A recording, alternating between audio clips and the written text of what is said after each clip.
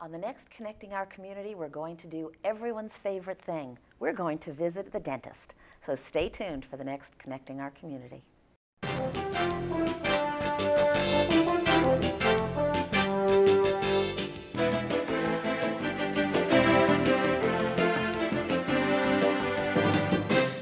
Hi, my name is Pat Shoemaker. Welcome to Connecting Our Community.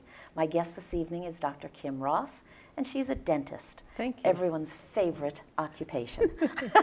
So tell me about what it takes to be a dentist. We know that for a doctor there's all the medical school and all that. What does a dentist have to do? So a dentist would typically go to undergrad, which is 4 years, 5, and then go to dental school 4 or 5 years. I happen to go to 12 years, so. Oh, yeah, because you fun. have the extra something. Yeah, it was fun. I like learning, and so I was young. Yeah. I was young, so. Well, and the fact that you're a woman dentist, and I know that, how long have you been a dentist? Over 25 years, more than. And so when you were a dentist just starting out, 25 years ago was a completely different time. Were there a lot of women in dental school with you? There were not a lot of women, and I was none the wiser. I didn't know that, and it was fun, and it was easy. It was easy being in that group of people dominated by men. Now we would consider that, but now it's different. Yeah. And so as a woman in that arena, was it a difference for you? Were you treated exactly the same? You were required to do exactly the same things? Did the men accept you? Or was it just not an issue at all? So I think in the 80s, it didn't seem like an issue to me, so I didn't think it was. And I felt like I was treated just like the same as everyone else, and I didn't see myself any differently. Yeah. So it was good. Yeah. And are there more women getting into the field now? Now I understand it's like 50-50. Wow. Yeah. And what drew you to dentistry? Because as everybody knows, I'm sure, this is probably one of the least favorite things that everyone has to do. I think so, but I don't see it that way. Yeah. So I think, so my dad was very mechanically inclined, really small. He did really small mechanical things, and I thought that was pretty cool. So I think I just had that same trait from him. And I like helping people. Yeah. I mean, I like sharing that. Yeah. And so have you seen a lot of changes since you started 25 years ago? Oh my, have I seen a lot of changes. Yeah. So we created a really informed patient, which is amazing. I love sharing, co-creating a treatment plan, helping them understand. And then some people still are like, oh, just tell me what to do, I'll do it. But a lot of them are like, it's co-creating a treatment plan. Yeah. And do you find that people start going to the dentist earlier these days, or do you still have to kind of drag people in? I think it's still the same, like 2 or 3 years old, happy visits, make it a family event, try to make it not a big deal. But there's a lot of trauma when that first appointment, those early years. Yeah, and what happens in those? Well, whatever is happening with the stress of the appointment, so there are other elements, so it kind of has to do with the family. So I like having a couple of the kids with them. We all do it and we have fun together. Yeah. Yeah. And so what would you do on a first visit for a child? So it really depends. So I sort of play with them, and can I see your teeth? Do you know where your ears are? Where are your, so I just sort of talk to them and see where they are developmentally, and it's really, they're pretty easy. Yeah. And as a 2-year-old, should the child be brushing or flossing, or is it just that's sort of the next step? Their parents are still brushing and flossing. They're probably not flossing at that age, but we're just trying to get them acquainted to taking care of their own teeth. Yeah, that's kind of cute, you ask. Yeah. And I've been to your office. You're not my dentist, just for record, but I know, sorry. But I've been to your office, and I have to say that it was so different from other dentist office that I've been to. And I don't know if it's because you're a woman or because it's your personality, but either way, I found it very relaxing and comforting. Your chairs look out onto a big picture window, and there's a garden right out there. Do you find that people come in expecting sort of the traditional office and just kind of go, whoa? Yeah, I think you're right on that. So I have been doing this in that same office almost 30 years, And I like it, and I like them to feel warm, and I like them to feel welcome, and it makes a good environment. So we don't see as many patients every day, but we do have really quality work that we do. We spend time with people. And do you find that patients who come to you for the first time maybe walk in, you know, oh my gosh, this is the dentist's office, and once they're in there, Absolutely, yeah. absolutely. And that's really a joy for me to see that. Yeah. They're like, oh, as soon as I got here, I relaxed. So the hardest part was getting in. Yeah. And do you find that it's easier to treat someone who's relaxed in that way? Absolutely, yeah. So when they're uptight and it's hard to work on them. Yeah. Yeah, we do the best we can, but when they're relaxed and we're exchanging information and talking, it seems to go much easier, smoother. I feel like I'm there with one of my friends. And they feel like they're there with one of their friends I too. believe so. Probably. And I hear all of these advertisements, commercials, whatever, for painless dentistry, or where they sort of knock you out, and they just put it right out there that we know you're terrified. Right. We're gonna knock you out and do the work and then bring you out, or whatever the commercials I've done that. Which really? I have, and it's called sedation dentistry. That's it, yeah. And I experimented with it, and then that wasn't really my style either. But I wanted to serve the people who were really, really afraid. And then after a while, like, I can do nitrous, or we can do different forms. We don't need to knock them out. And there's a market for that, but that's not what I do. Yeah, yeah. It always surprises me that people are so terrified of the dentist.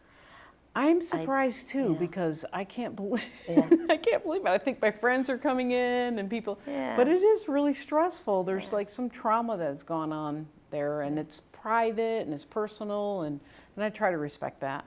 Yeah. We were talking before we started the show tonight, and you were saying you feel like you're so far away, which makes me laugh because you are in somebody's, literally in somebody's face. Touching them the whole time. The whole time. And I don't even notice. Yeah, and they probably don't either. I'm sure they don't after all these years, but when, I feel like I'm yelling to you across the room right now.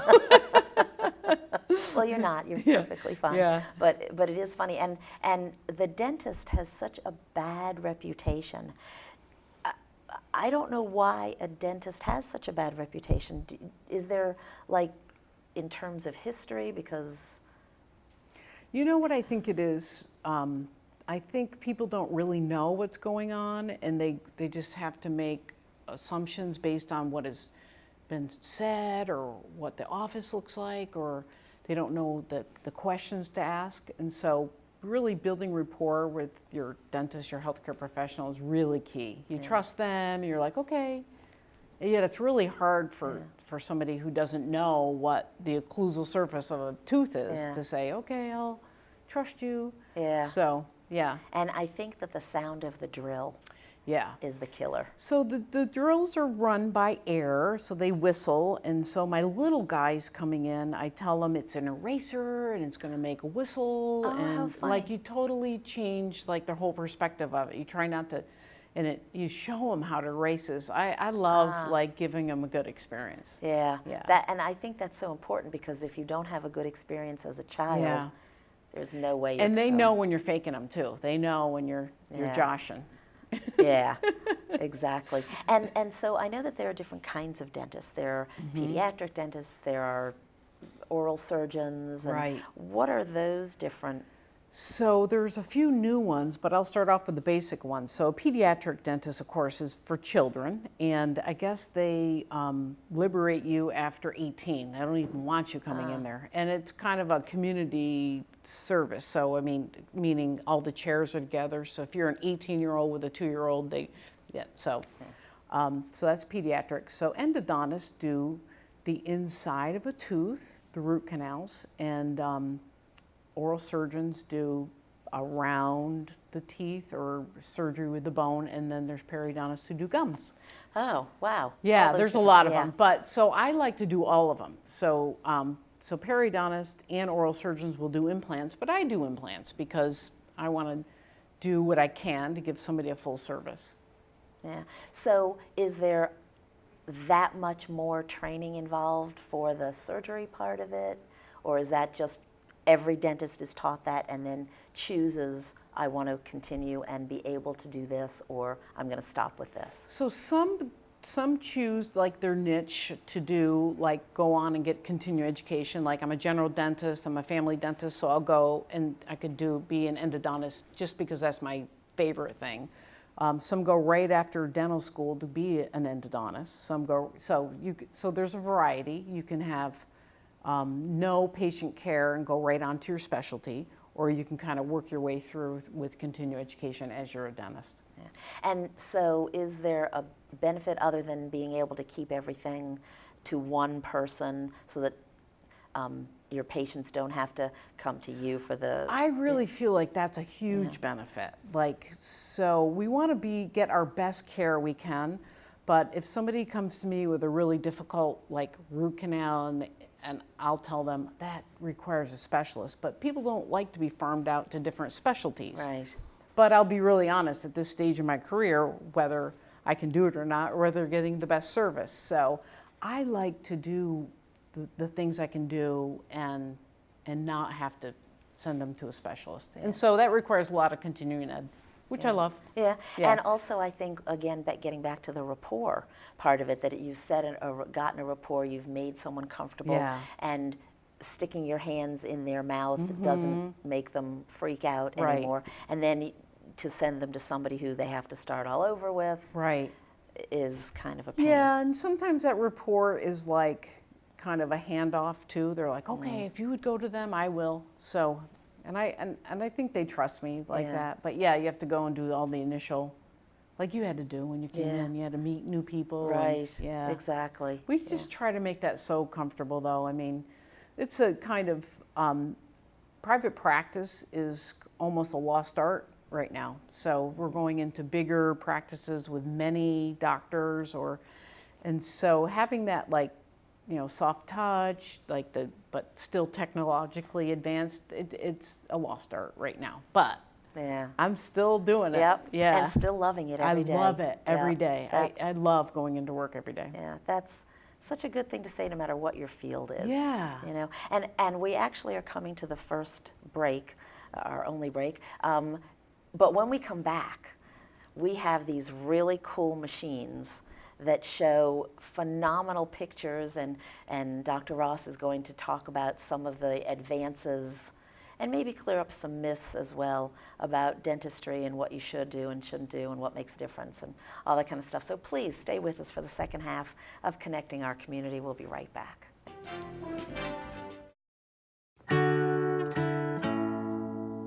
I'm Alejandro Escobedo. Music has always been my life, but that was almost taken away from me by hepatitis C. Thankfully, I received treatment and stopped cancer before it started. Yes, cancer. Most people don't know there's a link between certain viruses and cancer.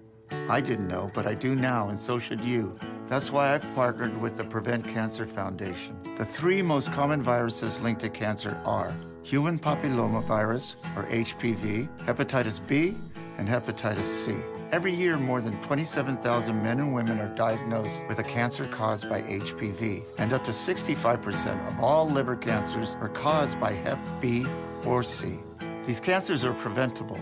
Getting screened, vaccinated, and treated isn't scary, but cancer is.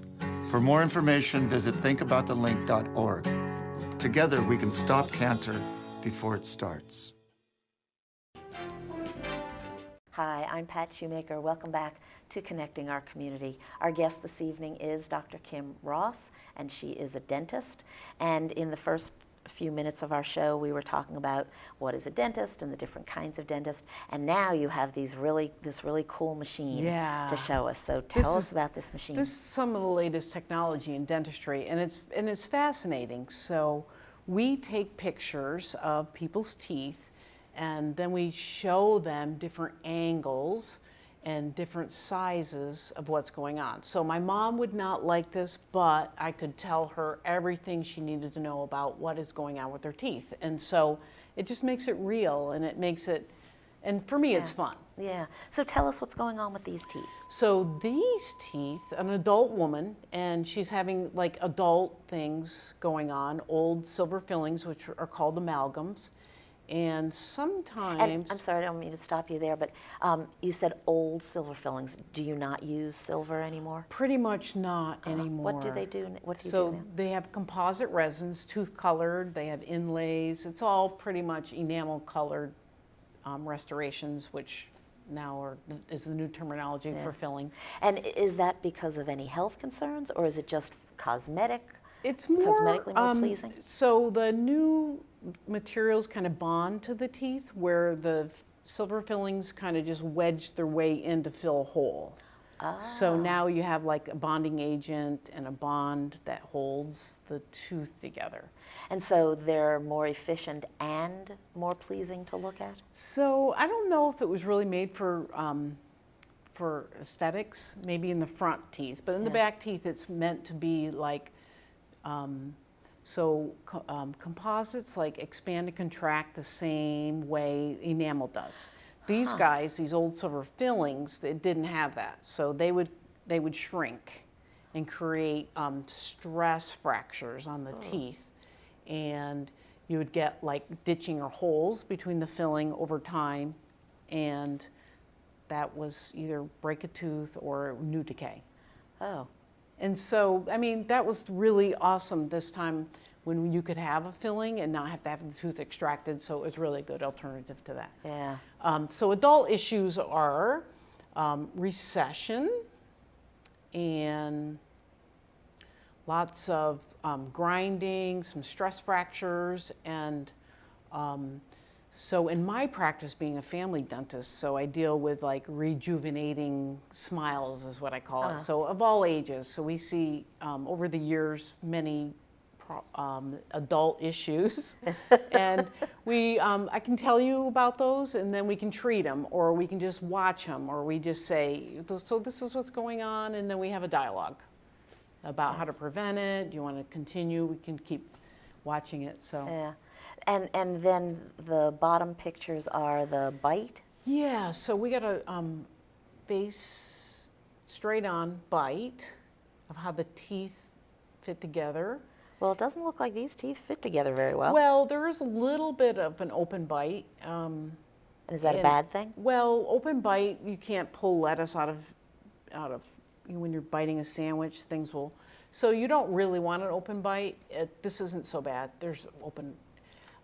The side bite, though, when teeth like fit together correctly, they work together longer, better. That's kind of what we look at. Yeah. So this is kind of a harsh bite, and you can tell because they needed a crown because something was broken. So not bad for an adult of middle-aged. Some things now, if I saw this young lady when she was younger, I would make some different recommendations. And what would you recommend?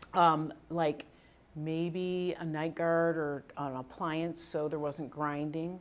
And I would probably move the teeth into more favorable position. The the clear retainers now are moving teeth to make them more favorably fit together. Not braces, but there's a retainer. So it's like an active retainer. So instead of retaining them, I call it an active retainer. So they push them back into position. I'm sorry to interrupt you again. This is just so interesting. But do people get braces anymore? All I hear about is these invisible, clear things. So no, like not often. They're not, and I'll tell you that my understanding is it's so driven by the population and the people and what they want and the convenience of taking these clear off when you have to go to an event or you want to eat. And I really see an advantage to that. So you may have to go into treatment a little longer, wear your retainers a little longer, but people love that flexibility. Yeah. And especially, I remember when my some young relatives had to have braces, and they had to get them screwed in. Oh my gosh, the screams! And there's awful. Yeah, that's kind of extreme. It was extreme then, and if you had to have that kind of extreme treatment, you could go to a traditional. You could do that. Yeah, You can do it. but they don't do that anymore, even for children? I think they do in traditional orthodontic practices, which I didn't, that was another specialty. So Yeah. they only do moving teeth. So the advantage of coming to a general dentist who can move these teeth is you can also reshape them, you can also put fillings in where you can get the bite back in order, tweaking. Yeah. Yeah. And I know that there's a lot of study now that the teeth are really, it used to be the eyes are the windows of the soul, but now I've heard so much that the teeth are Yeah. really the windows to the rest of your health. Yeah, you have heard that. So Yeah. I have lived my whole career feeling like that, Pat. So I think this is where the inside meets the outside. You start seeing changes on the inside of your body. They occur in your mouth first. So if there's inflammation in a tooth or something, what So it's could that- inflammation in your body will show up in your gums. Inflammation will show up in your throat, in the soft tissue. If you're bleeding, your gums are bleeding for no apparent reason, it's not bacteria that's living in your mouth, that's inflammation. That's some kind of source of, yeah. So would you go to a dentist for that, or would you go to your primary care or other doctor? So you start with me, you start with a general dentist, kind of give you an overview, look, and say, wow, there's really something under this. So as I've told patients in the past, they're like, yeah, right. And I'm like, no, really, the mouth has always been attached to the body, and I'm telling you, yeah. Yeah. So now they're like 25 years later, they're like, oh, you're right. Yeah. Yeah. Oh, gosh. It's so like fun to deal with people on that whole level. It's just, Yeah. I say fun, but it's really a passion of mine. Yeah, obviously. Yeah, you think? Yeah, really. So aside from this, and aside from the inflammation part of it, there are so many things that are coming out these days. I've seen charcoal toothpaste. Oh, yeah. Is that a thing? There is something to that. So there is this whole like naturopath part of dentistry, and I love that part. And there's this whole science driven, and so I'm sort of in between in that. I listen to both sides, and depending on the receptivity of the patient, I'll say, hey, you want to try this, or is this too long of a course, too natural, or do you want to? So yeah, I have patients actually who are naturopaths who come to me and say, I've been using this, does it work? And I'll be very honest with them, and I think it is. I mean, there's some validity. Yeah. To And that. what about all these new, I keep seeing toothpastes that are fluoride free. So, Why is that? Well, now there's a new thing about fluoride is it's not natural, so they feel like the real extreme naturopaths feel like they shouldn't receive fluoride. And I have taken fluoride out of my office for that reason. So, I mean, we used to use toothpaste and use dentifrice in the office, and in case they didn't want it, I was like, okay, I'll go natural there, but I can always add it because I have like bottle of fluoride. So, yeah. So would you recommend that people use fluoride toothpaste or don't use fluoride toothpaste? Is it? So the young ones. So there's two different kinds of fluorides. This gets a little complicated, but so fluoride can be ingested, and when your teeth are developing, that has shown to be very good for the little ones under 4. Now, as you get older, no. I mean, if you brush with fluoride, it has shown decreases in like reoccurring decay, but so get like a basic toothpaste that's just. So it's not bad or good, it just is what it is. Right. So probably the part that's not to our benefit is the whitening stuff. It's probably harsh on some of the restorative, some of the fillings. It's probably a little harsh. Yeah, okay. And flossing, we have very little time left. Yeah. Flossing, yes or no? Please tell me no. So yes, flossing, yes. And it's okay if you don't. Like it'll increase your frequency to need to see, the hygienist, dentist. Yeah. Darn it. And it's okay. It's okay. It's just for some reason flossing is one of those things that's like, ugh. You just never got in the habit. Yeah. But if you did, you wouldn't be able to go without it. Live without it. Yeah. All right. Well, believe it or not, we've come to the end of No, the show, it's and been there's so so fast. much more Yeah. that I wanted to ask you about, the difference between toothbrush, hard, soft, bristles, Yeah. and Soft. all that, and manual or Manual. electric. Okay, Yeah. all right, quick answers to that. Yeah. So I want to thank you for being with us. Thank you for and, having me. Yeah, and thank you all for joining us. And I hope you learned a lot about your teeth and that you run out to your dentist if you don't have a dentist. You know, Dr. here's Kim Ross. Yep, there you go. And thank you all so much for joining us, and I hope that you'll join us again for the next edition of Connecting Our Community.